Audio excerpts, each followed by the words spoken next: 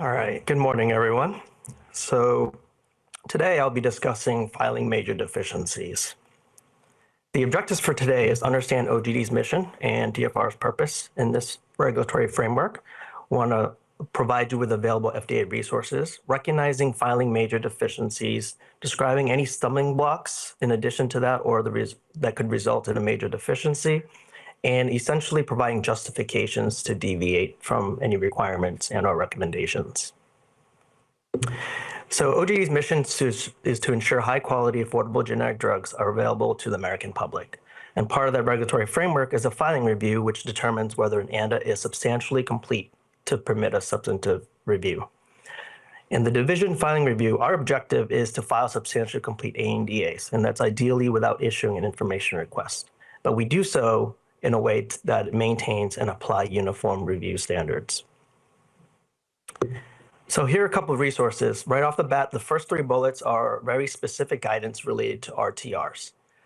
In addition to that, there are guidances regarding what information is needed for an ANDA submission, such as the content format for ANDAs. There's also a filing review map, and that includes a filing checklist for your use and review when you submit an ANDA submission. There are other resources that we use as part of that's mentioned in the RTR guidance, such as the stability Q&A. We have the stability testing of drug substances and products.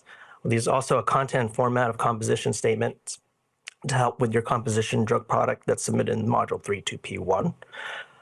And then there's also a map I've included in there. It describes what we do and how we communicate certain deficiencies during the filing review.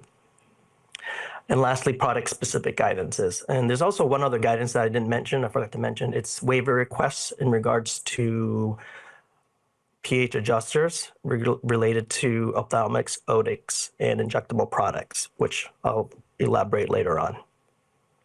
So before we dive into the module and the ECTD backbone, I want to make sure that you're aware that these following slides will have three components. The first is a major, which is a deficiency that would result in a refuse to receive. The next is a stumbling block, which actually impacts our ability to file an ANDA.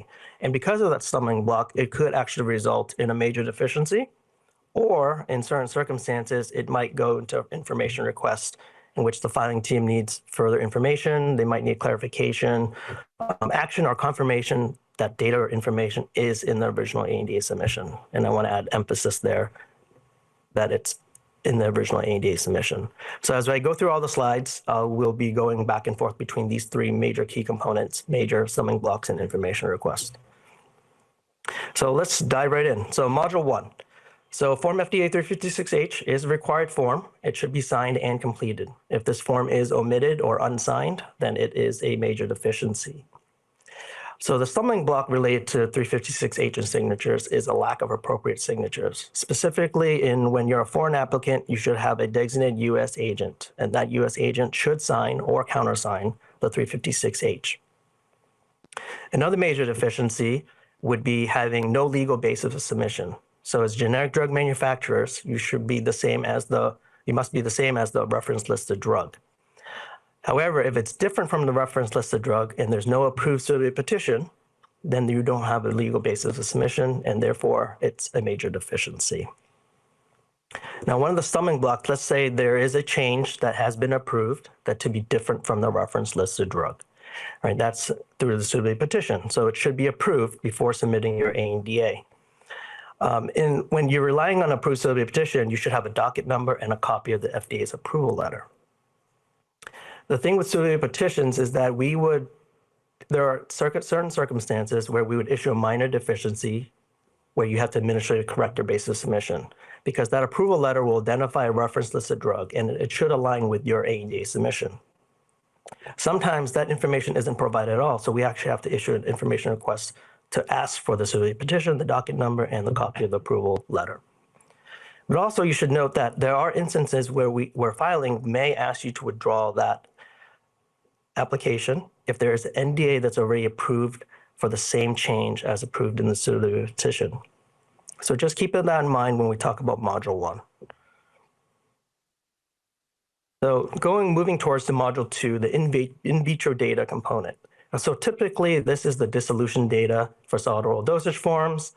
The major deficiency in this space is missing comparative both test and RLD dissolution data and in the recommended media for both test and RLD and for each strength. And in particular, for ophthalmic solutions, there's missing comparative physiochemical data. Those two items are major deficiencies if it's not submitted in the original submission. Now, the stumbling block is that comparative data, a dissolution, generally is provided in Table 5, and for ophthalmics is Table 17 for the physiochemical data. We find sometimes that the comparative data for each of these strengths is placed in another section or may not be in the original submission because it could be anywhere. It doesn't really have a true ECTD home, but typically it's provided in Module 2.7 or Module 5. But the information request that we would be issuing is asking to point out the location of the data in the original submission. So as you can tell, there's a common theme here that it should be in the original submission for us to consider substantially complete. Moving towards to in vivo data. When we talk about major deficiencies, and I'm kind of going to move around a little bit, when we're talking about just providing a failed BE study only and not demonstrating bioequivalence to the brand, that is a major deficiency. In Table 10 in Module 2.7 in the BE summary table, there's missing, if the missing long-term storage stability is missing, that is a major deficiency, or if the long-term storage stability storage is less than the sample storage days. So kind of pivoting back to the PSG recommendations. So when you submit an ANDA, we use the PSG that's recommended at the time of ANDA submission. So not following a PSG recommendation, and if justification is not provided to demonstrate that you're choosing an alternative approach, for instance, it would be a major deficiency. Now, the stumbling block with this particular issue about product-specific guidances is that it really depends on your ANDA submission and the timing of it. So when you submit an ANDA, and if there's a new or revised product-specific guidance that has been updated before your ANDA submission, you want to take a look at that to make sure that it has not changed, and that if you need to provide justification to deviate from the approach, then you should do so. Our colleagues in ORS actually has a great website on future revisions and projected revisions, and they're categorized by different types of revisions. So you could look at that and kind of project and foresee how that could impact your ANDA submission. The other stumbling block is about cross-referencing BE studies. So if you're cross-referencing a BE study in another application, which you can, just be mindful that, again, it plays into when that ANDA is submitted, because when that ANDA is submitted, the filing review is based on the standards at that time, at the time of submission. And just want to point out that these are generally not considered a minor deficiency, so we usually do not issue information requests for this. As we move on to the drug substance in the quality section of your ANDA application, if your ANDA relies on a type 2 DMF, which is active pharmaceutical ingredient, a drug master file, that DMF undergoes a completeness assessment. If that completeness assessment is incomplete, then it is considered a major deficiency. Now, a stumbling block isn't necessarily results. This particular stumbling block is really for how to avoid having this major deficiency. And that's essentially making sure that the type 2 DMF is on the public available for a reference list to make sure that you can submit the ANDA and this would not rise to a level of a major deficiency. And again, just like the previous slide, this is not considered a minor deficiency. Okay. So let's talk about justification of specifications. So this particular, if you could recall, the third bullet on the FDA resources that I provided earlier, there's a specific RTI guidance just for justification of specifications. So this encompasses both the drug substance and the drug product. So when we're looking at 32S45 and 32P56. If you're proposing limits that exceed the QT and or IT thresholds without justification, that's considered a major deficiency. One of the stumbling blocks that we often see for unspecified impurities is that when the proposed limits exceed the QT and IT threshold and the justification is based on a USP monograph. So in that RTR guidance, it explains that you should adopt more stringent thresholds, right? If there's no justification, that could rise to a level. If there's no justification other than USP monograph, that could rise to a level, rise to a major deficiency. And again, these aren't considered minor deficiencies unless the tables are not in the recommended format, right? Or if the discrepancy that warrants clarification. So in addition to the RTR guidance, there's actually recommended tables for these impurities. Okay, let's go move towards the drug product. And when we'll talk about the drug product, this is the 32P1, your composition, right? So if you're using an inactive ingredient that exceeds any of the inactive ingredient database and there's no justification, that would be a major deficiency. In addition to that, another major would be having a formulation that's required to be Q1, Q2 same in pursuant to the regulation 314.94. If your formulation is not Q1 or Q2 the same with regards to non-exception excipients per those regulations, that would be a major deficiency. Now, a stumbling block with this particular issue that I want to point out is for ophthalmic drugs. So although you could have Q1, Q2 deviations for exception excipients for ophthalmic products per 314.94A9 Roman 4, the RLD should be accompanied by an in vivo BE study. That recommendation is mentioned in the RTR guidance. So if you are choosing to pursue an ophthalmic product that has deviations that meets the regulations, right, you just make sure that it also meets the recommendations in the RTR guidance. And that kind of lines up with the third bullet on the stumbling block, right? When we're talking about Q1, Q2 sameness requirements, and maybe there's recommendations in PSGs. So ophthalmic products may have PSGs are readily available to demonstrate bioequivalence. That could, one of the approaches could be Q1, Q2 sameness. The other stumbling block is about differences in pH adjusters. This is the guidance that I forgot to include in my previous slide. But if you have a difference in pH adjuster, that's a non-exception excipient for injectable, ophthalmics, and otics, right? Those are required to be Q1, Q2 same, and the regulations do not mention pH adjusters as exception excipients. So if you have a difference in pH adjuster from the brand or the RLD, just be sure to refer to that guidance, and it explains what waiver requests that should be submitted under 314.99B waiver, plus the supporting documentation under 314.90. And please note that that waiver request is not a BE waiver, right? So that's waiving the requirements for Q1, Q2 sameness as it relates to pH adjusters.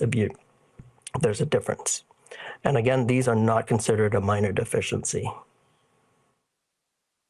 Okay. In module 32P33, this is where the master production records are. These are where the blank manufacturing records. If these are not provided, that's considered a major deficiency. And this particular stumbling block isn't necessarily a stumbling block that would rise to an RTR, but it's just something that should be, that we wanted to educate everybody on when it comes to common blends used in exhibit batches, but maybe it's not intended for commercial, right? Sometimes it's not clearly evident in the application and we have to figure out what's happening in your application. And again, this is not generally considered a minor deficiency. In module 32P35, this is where the aseptically filled products for those products, they're missing validation of bacterial retention for the sterilizing 0.2 micron filter grades. Right. If that information, if that data is not provided in the original submission, that's a major deficiency. The stumbling block with this is that this particular study or data is buried within other reports or might be placed in an incorrect ECDD section. So similar to dissolution, the in vitro data that I mentioned in module 2.7 is that we will issue a minor deficiency to ask you to point out the location of that study in the original submission. And 32P8 is where a lot of the major deficiencies occur from filing's perspective. The major deficiencies listed here are not using 2 API lots for each strength. Perhaps you're missing stability data entirely, and that could be a result of one of the stumbling blocks here, which is duplicating stability data, because it's a lot of files. You could have duplicated stability data in which now we're looking for something that's actually not there. Maybe there's less than 3 time points or less than 180 days. And specifically for liquid drug products, if you're missing, there should be two orientations, both worst case and non-worst case orientations. And that's the recommendation. If you're missing either one of those or both, then that's a major deficiency. The stumbling block with this particular issue is that it can be unclear sometimes in the data, or there could be typographical errors that prevent us from trying to determine whether an ANDA is substantially complete. Or it could be missing stability initiation dates and or pull dates, in which case now we can't evaluate whether you actually have 180 days of stability data.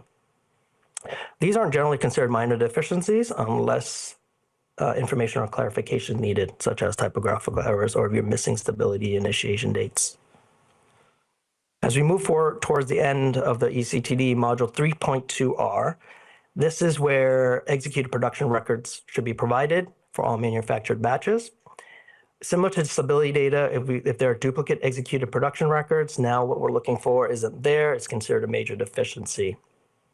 One thing that I want to point out is particularly for solid oral dosage forms, there's this recommendation to package greater than 100,000 units in your marketed container closure system for each strength, right? So the stumbling block with this is that there could be clear intentions of your marketing container closure, but there's no supporting stability data to have that qualified as your 100,000 threshold.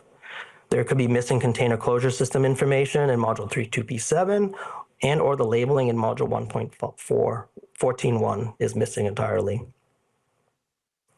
Now, a lot of the things that I talked about is the major deficiencies, but what happens when we talk about the minor deficiencies in general? Right, so these are, if there's 10 or more minor deficiencies, that in itself is a major deficiency. And typically the stumbling block with this is not following the filing map or checklist, and now there's things that are generally considered minor deficiencies. If there's 10 or more, then now it's a major deficiency. Or sometimes you might have an issue with your technical issues with submitting your ECTD submission, which results in files that are missing, or files that can't be found, or corrupt files that can't be opened.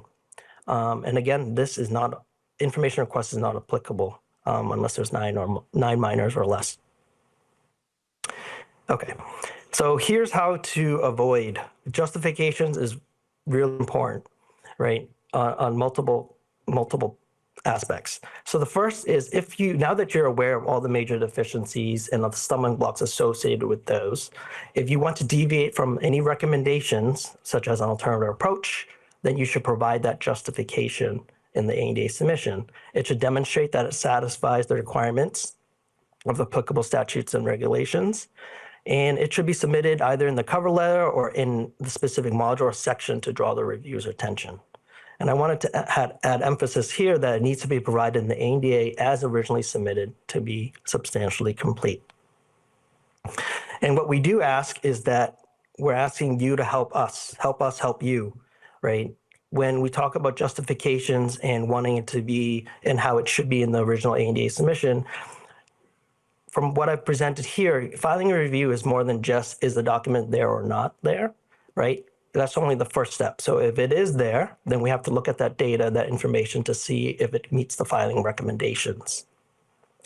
But what it isn't to piecemeal certain information together, analyze the data, and then draw conclusions on behalf of applicants to say that they meet a particular recommendation, right? So that's an important point that I wanted to emphasize here.